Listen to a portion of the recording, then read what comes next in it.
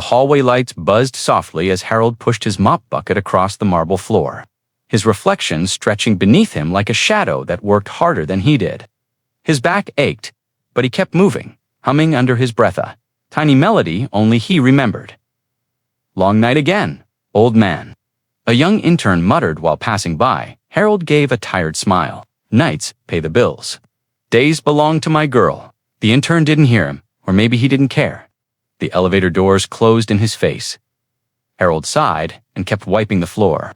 Slow circles, the way he once wiped spilled paint from his daughter's hands. His phone buzzed in his pocket, another reminder he couldn't ignore. "Daughter's birthday, 3 days," he whispered. "I'll figure something out, Lily, I promise."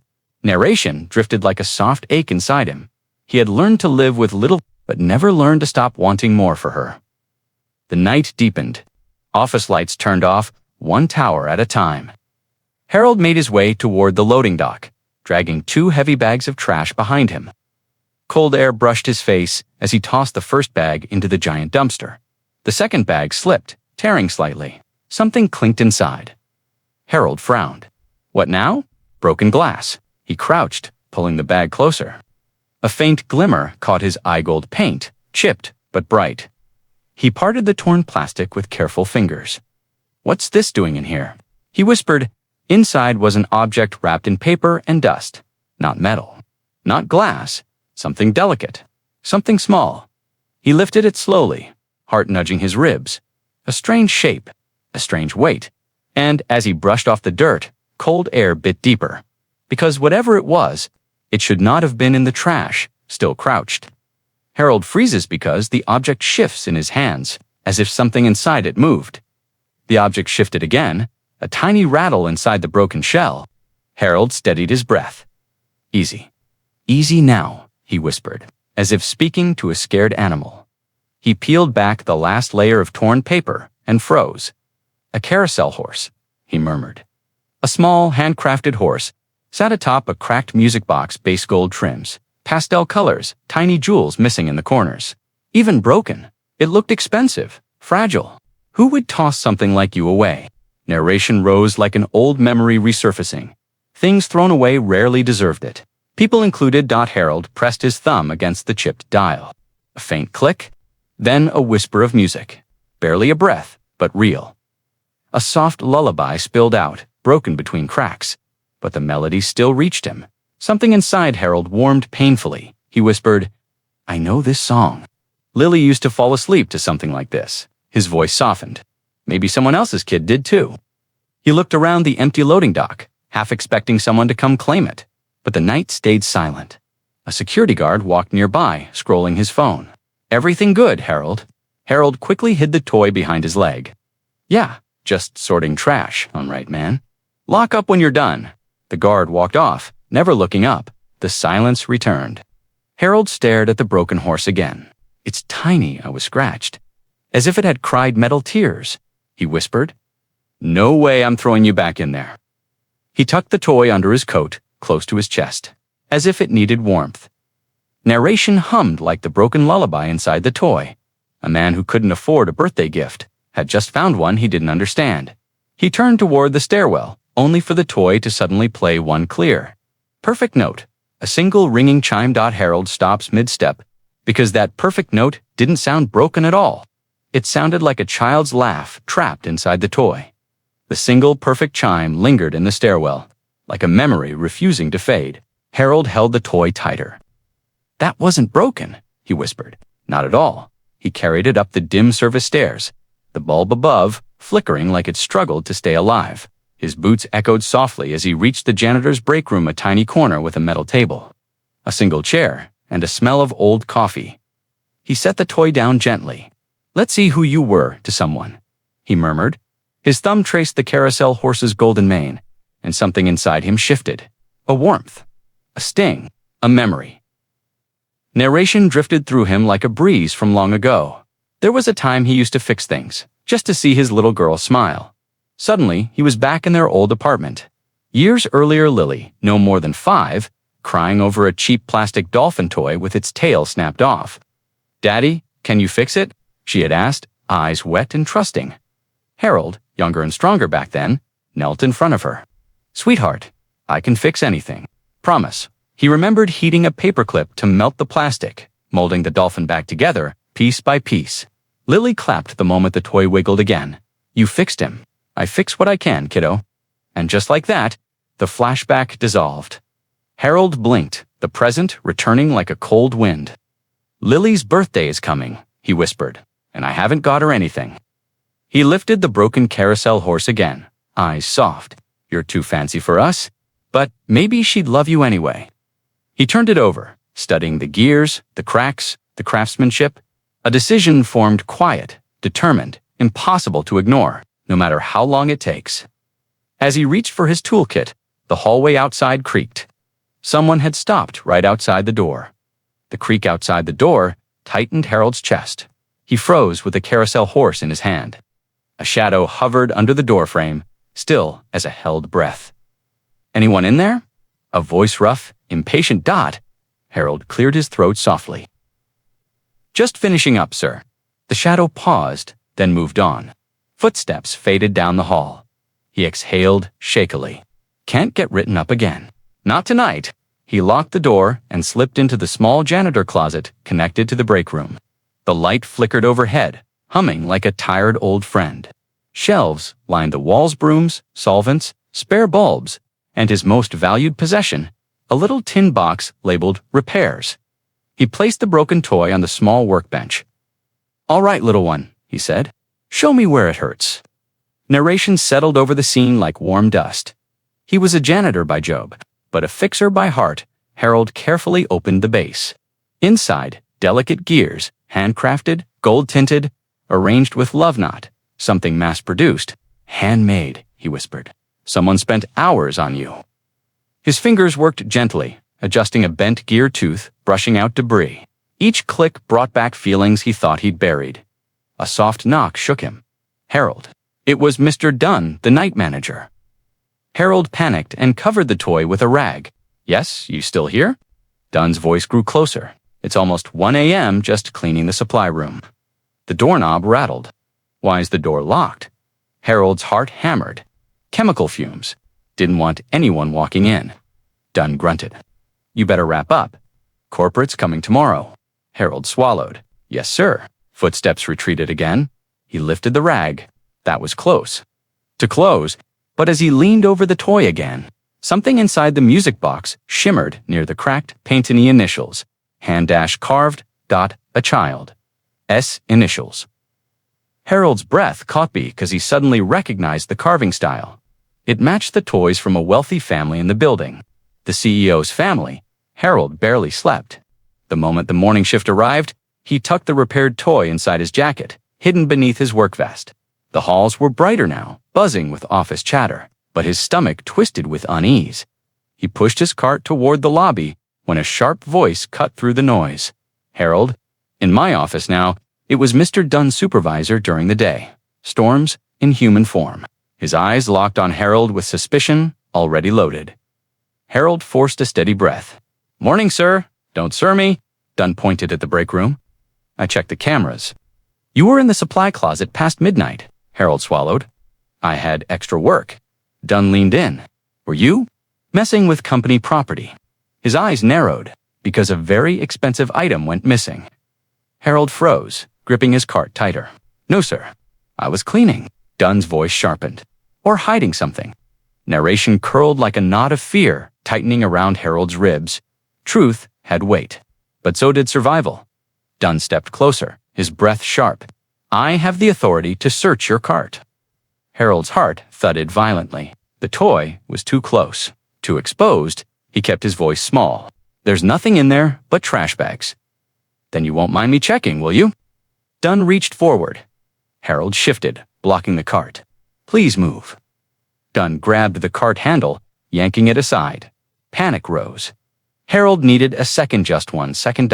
So he nodded slowly and stepped aside, but subtly angled his body to shield his jacket. Praying Dunn's eyes stayed on the bags. Dunn thrust his hands inside one bag, rummaging loudly. "If I find anything, I will report you." "Understood," Harold whispered. After a tense beat, Dunn stepped back. "Get to work, and don't disappear into closets again." Dunn stomped away.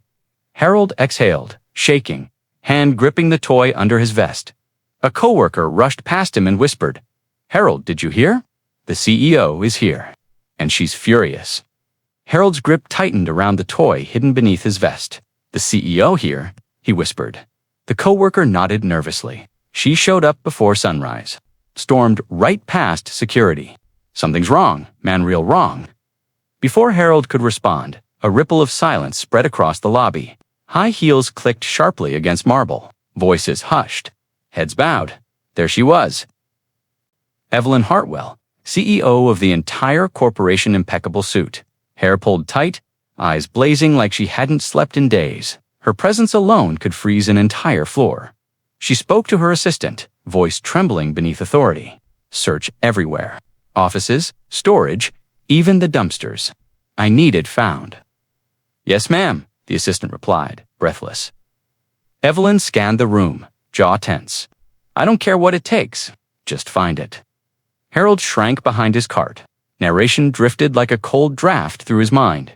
This wasn't a typical corporate sweep. This was personal. Painfully so, the assistant approached Dunn. "Maintenance has access to all storage areas, correct?" Dunn puffed up proudly. "Yes. My men know every corner." "Good then. Start with them." Dunn smirked and turned to the maintenance crew. "You heard the lady. Everyone line up. We're asking questions." Harold's pulse thumped against the toy. Dunn stepped in front of him. First, of course, he would. "You me?" Harold whispered. "What were you doing here so late last night?" Dunn demanded. "And don't lie. The CEO lost something priceless." "I don't know anything about that." "Then you won't mind answering her questions." Harold stiffened. Her, before Dunn could reply, Evelyn herself stepped forward, eyes sharp but wounded. She looked Harold up and down, not with judgment, but desperation. "You work nights?" she asked softly. "Did you see anything unusual?" Harold's throat tightened. The toy pressed against his ribs like a heartbeat. "Ma'am," he whispered.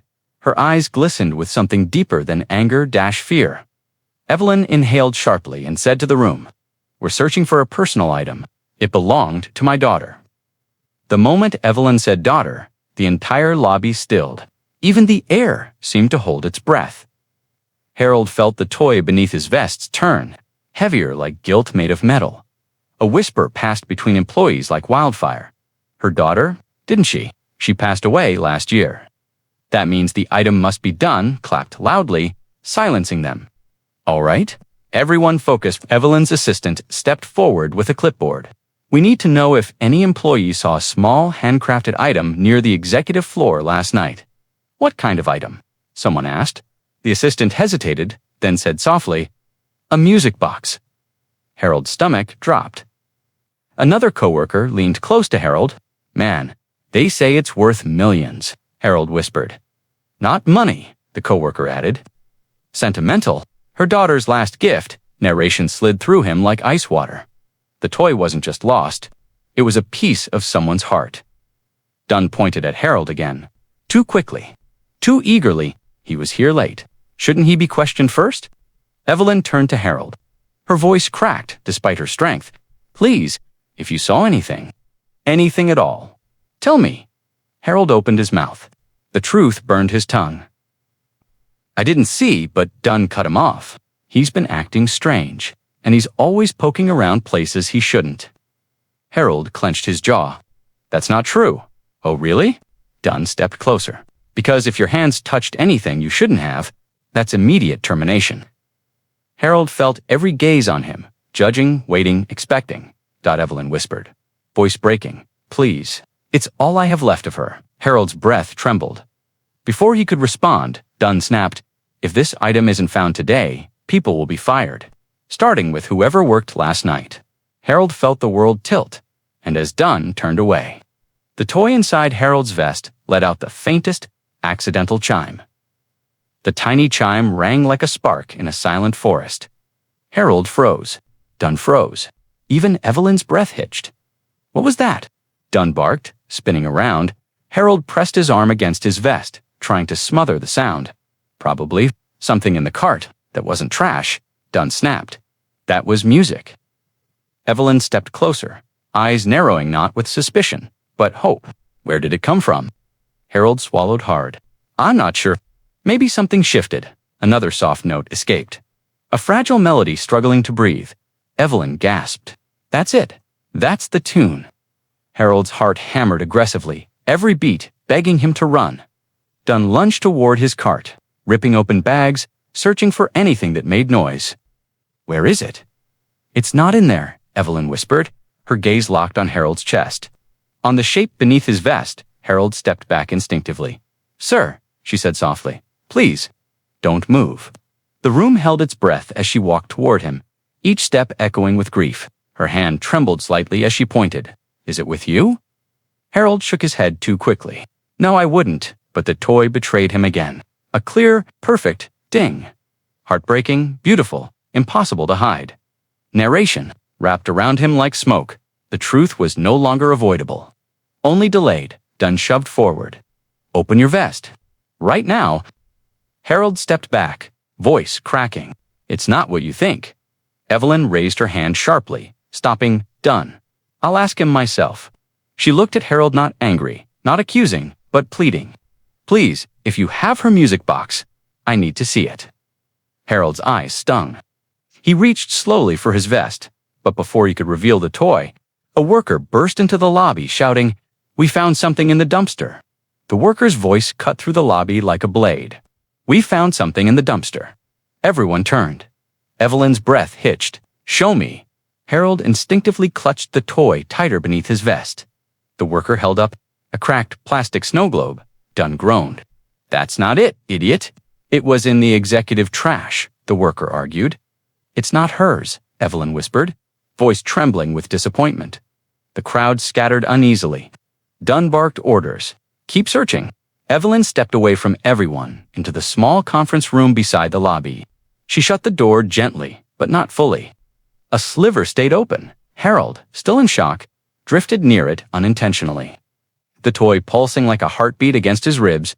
Then he heard her voice, soft, breaking. Why did I throw it out? Evelyn whispered to her assistant inside. Why didn't I check the bag? Her assistant spoke gently. Ma'am, you weren't thinking clearly. Grief isn't logical. Evelyn sank into a chair. It was her favorite. The last thing she held. Her voice cracked. It's the last thing I have of her. Harold's breath caught. Inside the room, Evelyn covered her face. She carried it everywhere, even to the hospital. Even that night, when her words drowned in a choked sob, narration fell over. Harold, like a heavy veil, the toy wasn't just special. It was sacred, the assistant whispered. We'll find it. I promise. Evelyn shook her head helplessly. What if it's gone? What if I threw away the only piece of my daughter that still sings? Harold's knees weakened. The toy inside his vest pressed into his chest like judgment, like a cry, like truth demanding to be known. He whispered, It's hers. All this time, it was hers, Evelyn whispered through tears. It's all I have left of her. Harold froze because the toy played a faint grieving chime inside his vest, loud enough that Evelyn stopped mid-sob and looked toward the door. Harold stepped back from the conference room, door just as Evelyn rose from her chair, eyes wide, fragile hope flickering through tears. Did you hear that? She whispered. Her assistant frowned. Hear what? That sound? Her music box? Evelyn wiped her eyes, staring at the doorway like it was breathing. It was right here. Harold turned away quickly, forcing himself down the hall before she stepped out. He clutched his vest tight as if the toy might leap out on its own. He reached the empty janitor's closet and closed the door softly behind him. The darkness greeted him like an old friend. He whispered to himself, What am I doing? He pulled out the toy. The scratches looked deeper now. The chipped paint felt heavier. Why didn't I give it back when I had the chance? Narration flowed like a trembling confession inside him. A father who once lost everything could not stand the thought of another parent losing what remained. Harold paced the narrow room. If I hand it over, Dunn will say, I stole it. He ran a hand through his thinning hair. I'll be fired. I'll lose my health plan. Lily's medical checkups. How will I pay? He sat on the floor, back against the wall, the toy resting in his palms like a wounded bird. But if I don't, he swallowed hard. She'll never forgive herself. She thinks she threw away her daughter's last memory. He stared at the tiny gear he'd fixed the night before. It sings again because of me, but it's not mine. The weight of 2 broken parents pressed on his chest, his own loss. And hers, he whispered with cracked resolve. I have to tell her, but I need to be ready. With trembling hands, he pulled out a sheet of paper from his bag and began writing. To whom it may concern, his resignation letter. Just as he signed his name, footsteps stopped right outside the closet's low, deliberate, and unmistakably Evelyn's. The footsteps outside the closet door were soft, but filled with purpose. Harold froze, the resignation letter still trembling in his hand. The doorknob turned. Before Evelyn could push it open, another voice cut through the hallway like a whip. Ma'am, there you are. Done. He stepped into her path, blocking the doorway. I've been reviewing footage, Dunn said proudly, and I think we have our culprit. Harold's blood ran cold. Evelyn stiffened. Culprit? This isn't a theft investigation. This is personal. Exactly, Dunn said, glancing at the crack under the door. And the person behind this is hiding right now. Evelyn frowned. Who Dunn pointed straight at the closet. Your janitor, Harold. Harold's breath caught. Evelyn's voice softened with disbelief. Why would he have anything to do with my daughters? He was here last night, Dunn interrupted. Alone, sneaking around the executive wing, and he's been acting guilty ever since. Evelyn hesitated, torn between doubt and desperation. Let me speak with him. Dunn's face twisted. Ma'am, with all due respect, you should let security handle no. Her tone sliced the air. I'll handle it myself. She reached for the knob. Harold quickly stuffed the toy under his jacket again. The door opened slowly. Evelyn stepped inside, first eye swollen, exhaustion hanging on her shoulders. Dunn followed, arms crossed, victoriusly. Harold stood up, voice small. Ma'am, I'm sorry. I didn't mean Dunn, cut him off. Where is it? Just hand it over. Harold clenched the resignation letter in his fist. I didn't steal anything. Then why were you hiding? Dunn snapped, because Harold's voice cracked. Because I was scared. Evelyn stepped closer. Scared of what? Harold swallowed. Of losing my job, and of hurting you. Hell. The room tightened with silence. Before Harold could say more, the toy inside his jacket slipped and hit the floor with a tiny, unmistakable chime. The tiny chime rang out across the small closet like a lighthouse slicing through fog. Evelyn's breath broke. Dunn's face twisted in triumph. There, Dunn shouted. I knew it. Harold dropped to his knees instantly, scooping up the toy with trembling hands. Please, let me explain. Dunn lunged toward him, but Evelyn's hand shot out like lightning. Don't touch him. Her voice wasn't loud, just absolute. The room stilled. Evelyn knelt down slowly in front of Harold, knees touching the cold concrete floor. Her trembling eyes locked onto the broken toy he held. What is that? She whispered, though she already knew. Harold gently uncurled his fingers, revealing the repaired carousel horse, the soft colors, the cracked gold trim, the tiny carved initials. Evelyn gasped a sound that tore straight from her soul. That's hers. Harold's voice shook. I found it in the trash. Broken, I swear. I didn't know it was yours at first. Why didn't you come to me? She asked, tears welling. Because, Harold swallowed, I'm just a janitor. People don't believe the best. From men like me, Dunn barked. He stole it.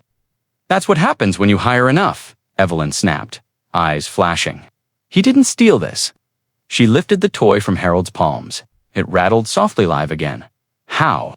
How did you fix it? She whispered, voice cracking. Harold inhaled unsteadily. My daughter? She used to break her toys all the time. I learned to mend things for her. It's all I know how to do. Narration folded around them like a fragile blanket. A grieving mother holding her child's last treasure. A struggling father holding on to what little he had left. Evelyn pressed the toy to her chest. It still plays. Yes, Harold said softly, but gently. It's sensitive. She nodded, tears falling freely, just like she was. The closet felt too small for the pain inside it. Evelyn lifted her tear-filled eyes to Harold and whispered, trembling, Can you? Tell me how you fixed something I thought was beyond repair.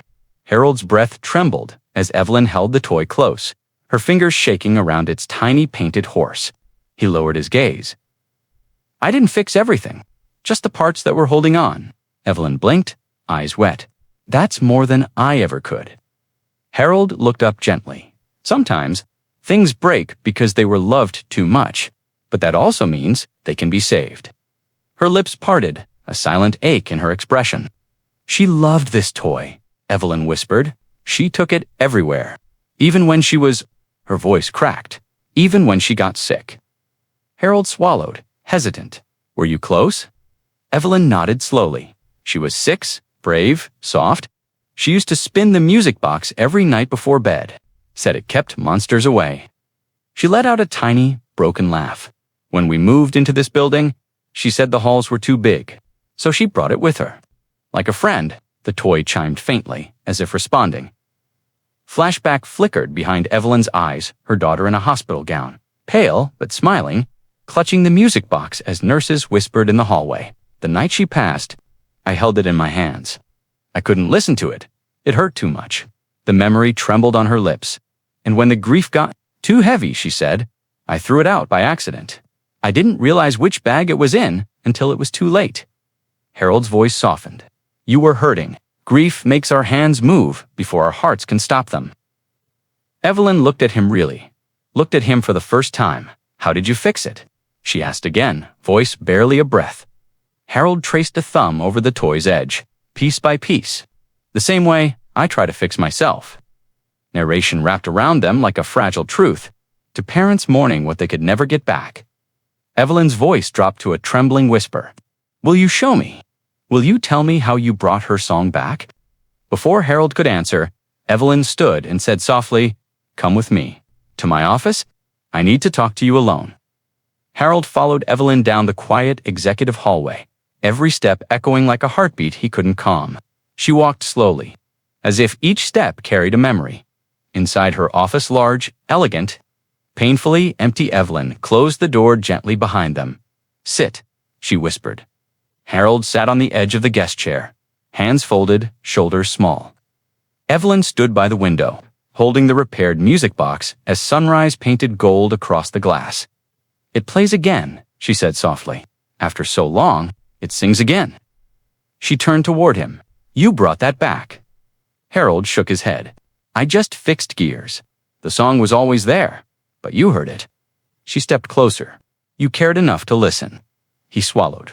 Most people don't listen to men like me, ma'am. Evelyn frowned. I don't care what uniform you wear, Harold. You saw something broken, and you chose compassion over convenience. Narration settled between them like a gentle breath. Some people fix things. Others fix moments. But few fix hearts without knowing. Harold stared at the floor. I fix things because I couldn't fix my daughter. Her illness? It took everything. His voice cracked.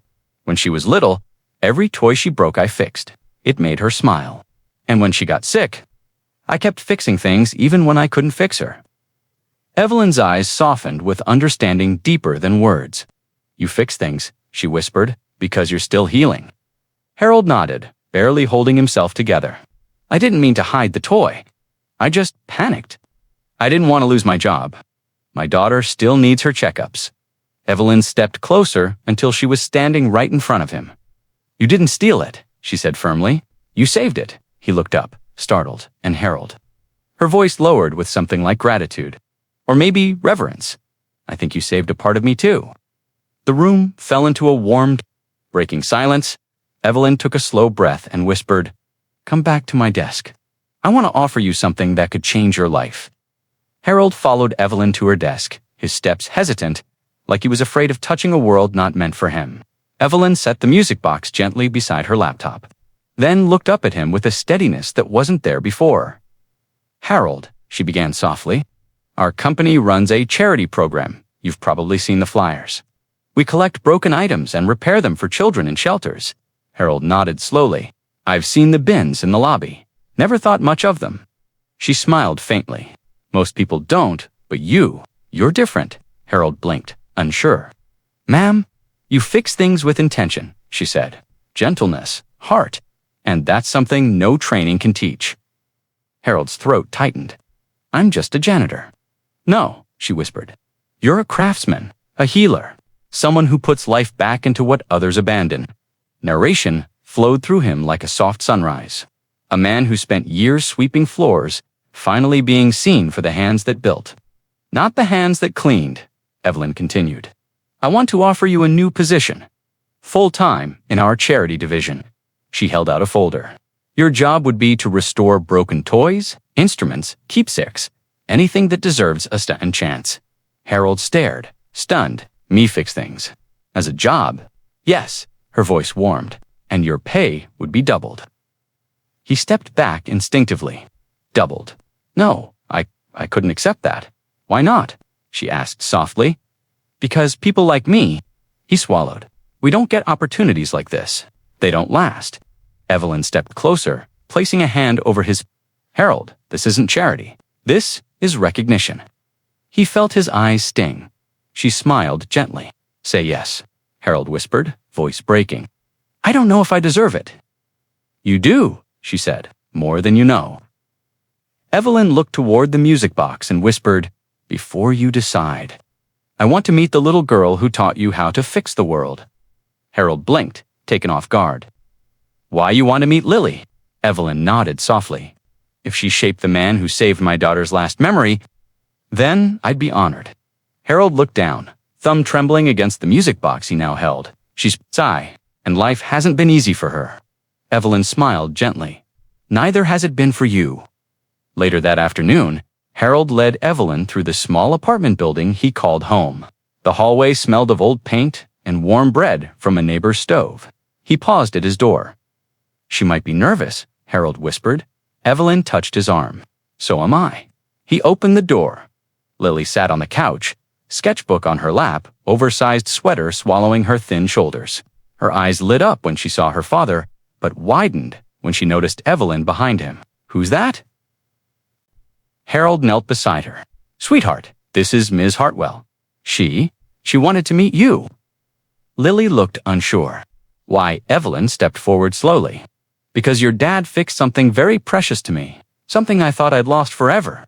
Lily tilted her head, like he fixes my toys. Evelyn smiled, eyes glassy.